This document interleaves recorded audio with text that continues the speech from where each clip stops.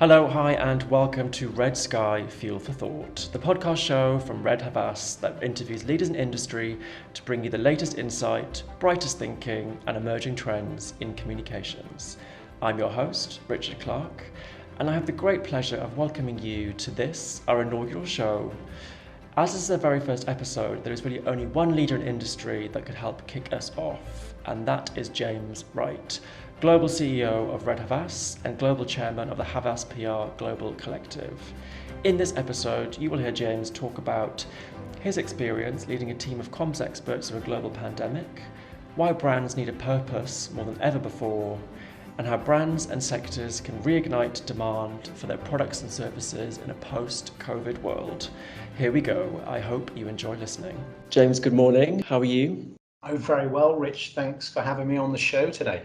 Thank you for joining me on Red Sky Fuel for Thought and our inaugural show. Just for listeners' sake, James is actually joining me from New York City, where he lives, and also through the medium of Teams. So there's obviously something that we've all had to get, pretty acquainted with quite quickly over the last few months. I'm going to dive in and then sort of really start with the fact that I almost didn't quite know where to start our conversation today because so much has happened recently, hasn't it? But I thought what might be good is if we actually sort of focused on sort of you and your role as the sort of leader of a global PR collective. I sort of can only assume that this is sort of perhaps the most difficult crisis that you've been faced with, in your career. And it really is a crisis that there is no blueprint for a leader to sort of in terms of helping weather the storm. I just sort of wondered, how have you adapted your leadership style in this time? Rich, I think we've been living in a time warp as well in the last few months. I can't believe that some of the normalcy that we had over Christmas and then into January, and the fact that I was traveling in different parts of the world only sort of 6 months ago, and everything feels very sort of normal to where we are today. And even though it was January when I'm referring to that time, it actually felt sometimes when I look back on it like it was 2 or 3 years ago.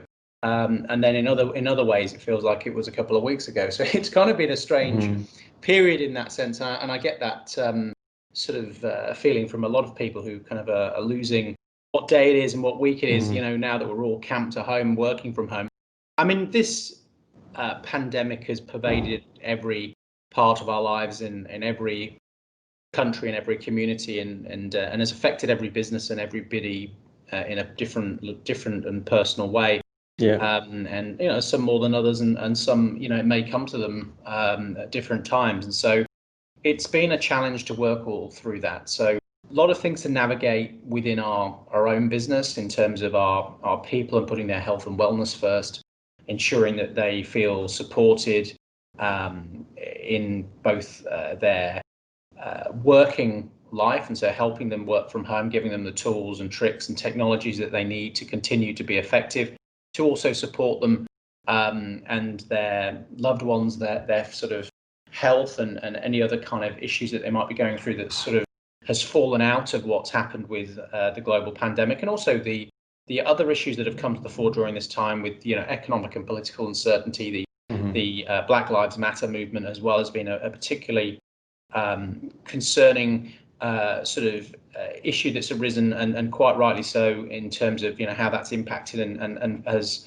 really captured people's hearts and minds, and it's great to see that that's building momentum now. So that's also been a factor in everything that's happening. And so then you've got the same with your clients. The clients are people too, and they're going through all of those similar feelings and issues of work and personal life and what's going on in society and in their community. And then of course one thing as a leader, you've also got to look after yourself, because you've got to be able to operate. I mean, I spend most of my time right now dealing with people issues, and not necessarily that people are causing issues, but things from how do we get people back into the building and into the offices? How do we support those people that are doing it tough right now with maybe health issues that have happened to them or their family, or other kind of issues like their parenting? How do they continue to be effective if they're managing children at home and homeschooling?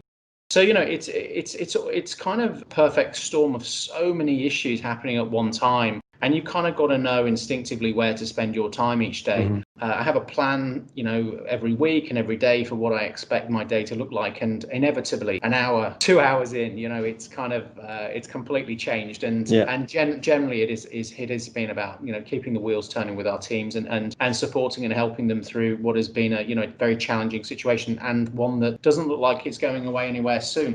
Do you think there's a real difference in sort of leadership style from CEOs in this crisis versus other crises like the GFC, for example, in 2008? Yeah, I mean, I was sort of new to being a managing director in 2008. I was young. I was very young. I was 28 years old. Suddenly thrown into this situation, and I learned a lot from that. It was probably a little bit more sort of directly impactful in terms of the economic hit. We made changes almost immediately as things became apparent that this was going to be a recession, and quite a deep one. And I also saw, a lot of things that our clients were doing, that we were doing, that perhaps, I think we've all learned from. And I think this, what I've seen this time around is a much greater understanding of the empathy required to deal with people when they're going through challenges, when you have to make difficult decisions about the future of the business and the sustainability of the business, when your clients have to do the same, and, treating people with that kind of respect and empathy that they need. I mean, tough decisions have to be made. They need to be made. You need to be able to ensure that the business can still make the ends meet and still sort of continue. And we know that that's just the reality of the situation. But, there are ways in which you can go about that at least are respectful to people when you go through some of those more difficult decisions. And I think that's one of the big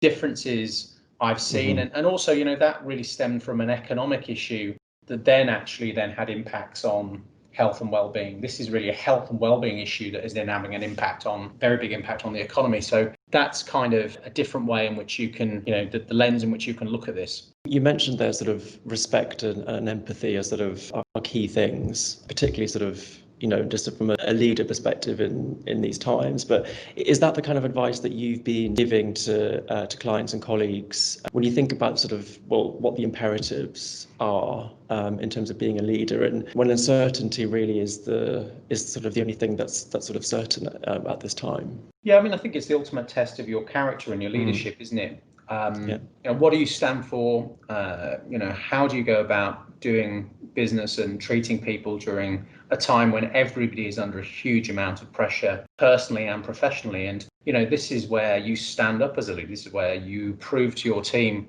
that you are, you have the skills and talent to be a CEO. And I think that's where you will see, and history will judge a lot of the people that have been in leadership positions, whether they're CEOs or politicians or otherwise. History will tell how well that they have managed that situation. But for me, it's about, making sure that the team feel respected, supported, and the clients feel that we're offering them right kind of advice. I mean, I also think because there's no playbook here, a lot of it is driven by instinct as much as experience. So that's kind of, I mean, we're all dealing with this crisis in real time, so everyone needs to sort of pivot to keep moving forward. Really understand as well that there's a lot more context often to decisions that are being made than otherwise. So I also kind of impress on to our teams and my teams where there's information I can't necessarily share, that's trust in the judgment and the decisions that are being made. A lot of that context can sometimes be lost or can't be communicated for whatever reason. Legal, regulatory or otherwise, whether that's the fact that some people are taking some leave of absences and you can't explain why that is, or the fact that you're having to make changes in the business, and again there might be reasons that you can't share with everyone as to why those decisions are being made. Just change topic now and talk a little bit about brand purpose and CSR. And I think, if there's one thing this crisis has shown for brands is that silence is definitely not golden.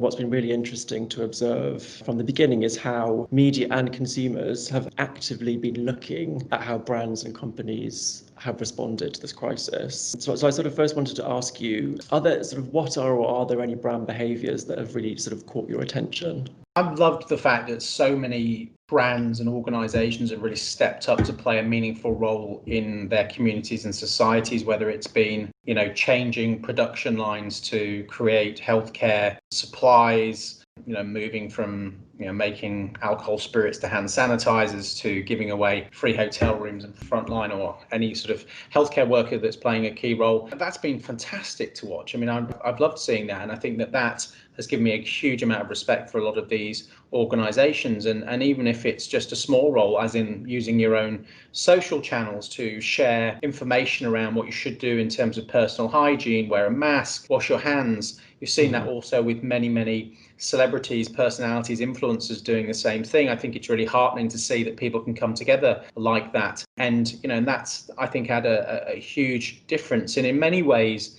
it's been businesses that have stepped up to the plate to almost sort of drive the public health message in a more consistent way than perhaps we've seen from politicians. And certainly I would say that that's true in the US. But I think, ultimately for a lot of organizations, and I agree with you that it isn't about silence right now. It's about, standing up for the purpose of your organization. And we've heard a lot in recent years around having a purpose beyond profit. Well, this right now, this moment in time is the ultimate test of whether that is indeed the case, whether you actually walk the walk around that. And so this goes, way beyond what's happening here and now, but this is going to set you up for the future. And I think that, consumers have a long memory. People have a long memory of, organizations, people that do, that don't do the right thing at the right time.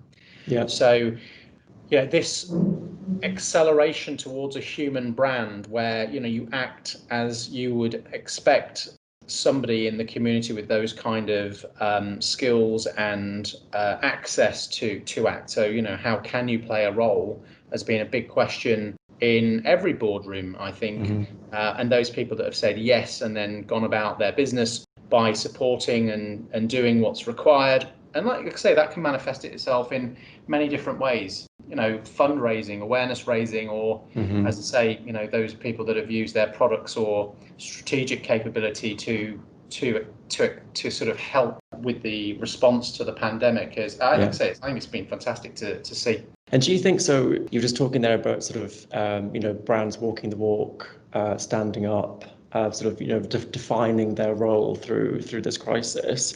Have you then seen a difference in sort of how the media have been sort of reporting on, things like brand CSR? Because for so long, the single sort of story is the pandemic, as in like every story you watch and read or learnt about in any of your feeds was sort of told with a pandemic lens, that those stories have come to the fore and been again an inspiration to other brands and other organizations to sort of inspire them to want to do more themselves. So that's been great. I mean, you've also seen a move back to more traditional media and communications. I mean, we're all working from home right now. Everyone's got CNN or BBC World or Fox in the background, whatever it is that you are. That we're taking more. We're consuming more of that kind of traditional media, listening to the radio, reading the newspapers, maybe not in newspaper format, but on our iPads or on our tablets. And I think, that's where we're turning back to that kind of those sort of institutions that are there to provide the information that we need to make smart decisions about our own lives, but also to learn about what is the scale and response to this crisis. And it is a crisis. So getting your organization and brand to the fore there, it's actually been some of the good news stories where you've seen those responses, and also the organizations who are also going out there and playing a role in thanking those people who are at the front line. That's also been fantastic to see too, and the whole community come together. So I think everybody can find their voice in this story at the right time, and providing you do it with some balance and with some you're cognizant of how you might come across, then I think and you've seen that there's been a lot of positive messages and a lot of positive energy around those organizations and brands that have played a big role. So I guess the question then perhaps on everyone's lips really is, how do you think brands and companies can strike the balance between purpose and profit in the future? Well, I think it's been about putting people first. And so that's what we've seen. So how do you put your stakeholders first beyond your shareholders? And again, that's part of that purpose beyond profit has been this shift from, shareholder being the key and number one sort of audience and stakeholder, to actually looking at all of the stakeholders and looking at how your organization is bringing value to them, and how they can also bring value to you. So that's been a big shift, and it's not true of every brand and organizations. And of course, there's also been some poorer examples of where perhaps organizations have done the wrong thing. It's also been good to see, though, actually, when that's happened, that they've kind of actually pulled a U-turn or changed their sort of course quite quickly, based on the reaction of usually kind of internal audiences, but external factors too. So I think you just need that integrity around what you're planning to do, and to understand that this isn't about looking at the short term. This isn't about just getting through each month to to hit a profitability number. It's about actually what is the bigger picture here. What will your organization look like in a year or 2 years time, when hopefully we're out of this kind of crisis situation with the pandemic, and more in a situation where it's being properly controlled and managed.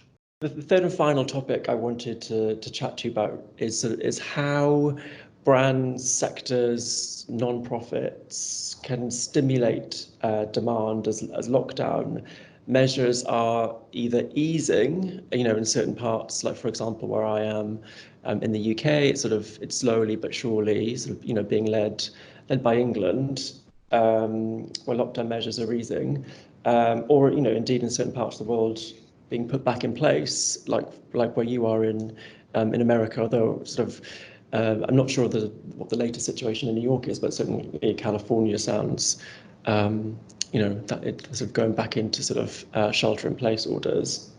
So I was just wondering, if we look at some of the hardest hit sectors like live experiences, for example, summer has been cancelled, hasn't it? Really, if you think about festivals.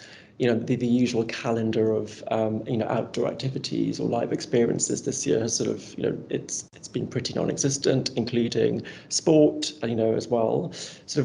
What can those sectors do to try and instill confidence and actually really try and just get some traction going? I mean, everyone's got to innovate right now. Got to think differently about how they go about their work and their business.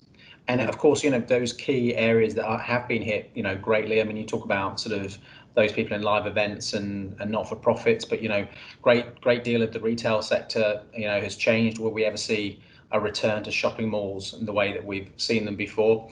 Are we gonna? How is the travel and tourism sector gonna bounce back, particularly if certain sectors of society or age groups feel particularly uncomfortable about traveling? Particularly then to countries that are harder hit, where perhaps they don't have the same level of healthcare and technology to support a managing of the situation, all the way through to the knock-on effect, which of people not having enough money, that they're not spending it in certain areas. And a big question mark here in the US is the impact on education, because of if you can't afford to send your kids to college, now that becomes a bigger issue that will last for a decade and beyond. So and then of course we talked about small businesses earlier, Richard, and of course they're very, very badly hit. So how do you, in each of those areas, think doing things differently? And virtual events have become this something that we've seen a lot more of, and people innovating and accelerating more towards making those virtual events more engaging. I know that, for example, in sports and in music, and as part of our ownership, we're owned by Vivendi, and we do a lot of work in entertainment through Canal Plus and the Universal Music Group's the world's biggest music label. We're looking at the likes of how the virtual reality. We were exploring virtual reality in terms of live events, and so how do we actually embrace that in a bigger way in this period of time? And then when we come out of it the other end, do we go back to the way that events were traditionally put on, or is it actually this blend of physical and virtual, and this emergence of the virtual reality of things? So how can things be partly physical and partly virtual. So I think everyone's got to think very much kind of with an open mind about how everything's going to look. I think the not-for-profit sector is particularly challenging, and actually, if you take it back a step even further, where there's recent research that's come out from UNICEF and WHO about all of the other conditions and diseases that perhaps haven't had the same level of money and attention in the last 6 months. You've seen kind of a lot of again issues with other conditions and diseases kind of coming back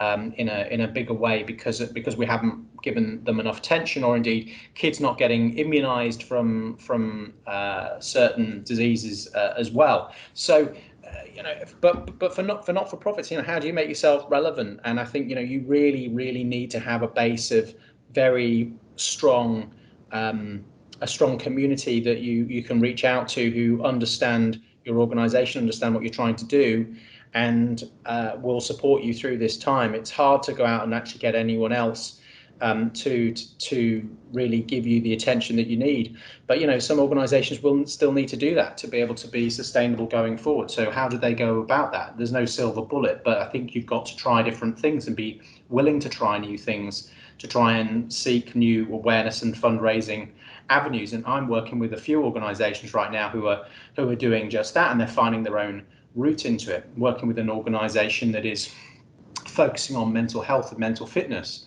And that's a huge issue right now with the anxiety and issues that people are facing through both the pandemic and the racial inequality that we are seeing rise to the surface right now, and obviously the economic and social uncertainty that comes with that, and that's their route into it. And of course, if we're going to see a rise in the number of suicides, then that is that's one suicide is too much from my point of view. So they've got a role to play, and that's their kind of route into this.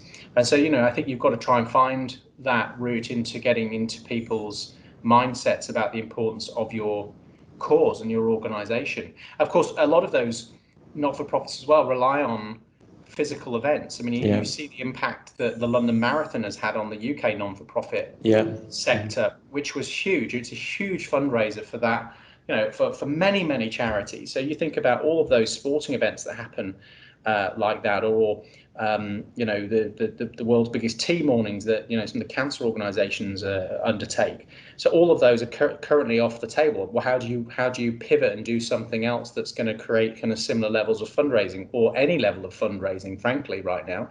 So look, it's a challenge for everybody that we're all going through, and I think it's important to get the right support and counsel around you to advise you as you're moving through. Thinking again about what impact or the impact that the pandemic has had on influencers specifically, and we've talked quite a bit today about the role of brands, businesses, companies, in society today, their contribution to the cause, and sort of what the future looks like. I think it's also, it's really interesting to look at how this crisis has impacted the influencer industry. The influencers have literally been influenced or become influenced, so that they are those that have become influenced overnight as a result of this. What do you think? What's your view on sort of what that influencer model of the future looks like going forward? I mean, we've always had influencers in the sense that we've always used talent and people of profile to push a message, for decades now. And since sort of the emergence of social media in its more contemporary form in the last decade and a little bit more, they've certainly become a much more powerful tool to be used in the marketing mix. But it was still very much at its infancy in the last sort of decade of how they were going to be used, and probably more so in the last 3 or 4 years in particular, those people who've built profiles. I think that there's a few components that I think we've seen. One is that they're really understanding their role in a community in a more meaningful way than just selling the latest fashion item, but actually being able to play a role as part of that, almost as a brand, to be able to push the public information and health messaging that we've seen many of them do, as well as actually also supporting some of those. We talked about not-for-profits before. I've seen some of them actually also advocating for the charities and not-for-profits that they support. And so that's been important to see too. They, I think, have grown up a lot during this time too, and I think that that's where those messages have become much more mature in what I've seen.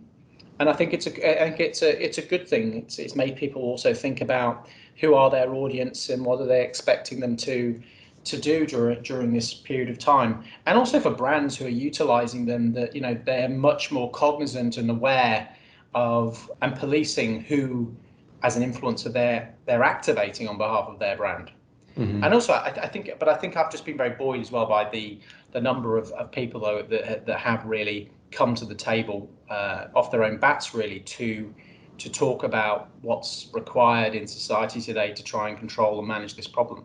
And if you think about social media, it's just what you mentioned, human connection. I mean, it's basically gone back to the original purpose of social media, which was human connection, albeit online. Yeah, that's right. And people whose I think, and I don't necessarily have the research back, so I'm sort of talking from my own perspective and what I've seen. Mm-hmm. But it's like brands are really thinking about what they're posting. I think people are too. I think I'm really thinking about what are people wanting to see and hear from me right now. Mm-hmm. And I think you still need a bit of that silliness and funness that we see, because you need a bit of that distraction, but also mm-hmm. people like taking to social media with more purpose and thoughtfulness around what they're doing, and that can only be a good thing. Yeah. And then I also just wanted to ask, it's probably a fairly broad question, but based on where we are and sort of and where we've been, do you think there will be, or indeed already are, winners and losers from this crisis? I think that the healthcare and pharma sectors continue to perform throughout through the COVID-19 crisis, and that will continue. You've seen many parts of the tech and e-commerce sector do very, very well too, particularly if your agency is skewed into those areas, you'd probably be better placed. Content and social has held itself very steady too, particularly with more B2B clients looking to embrace that in a bigger way. But as in an economic downturn, you will also see the likes of real estate, travel and tourism, retail, small business, not-for-profit suffer. And then, of course, there's a knock-on effect into other sectors like education, which we talked about before too. So there's always going to be those people that or those organisations that do better or not. I think the interesting part will be in a few years' time when we look back at our leaders and our society and looking at who the winners and losers were there. It'd be great to do sort of a take on what society thinks right now to what they think about in 5 years' time when we look back at this very unique time in our history. Well, James, all good things must come to an end. It was an absolute pleasure having you as our very first leader in industry and Red Sky Fuel for Thought. Thank you so much for talking with me today. You're very welcome. Well, that's it for now. Thank you so much for listening to the inaugural Red Sky Fuel for Thought podcast show. See you again soon for more of the latest comms insight from the team at Red Havas.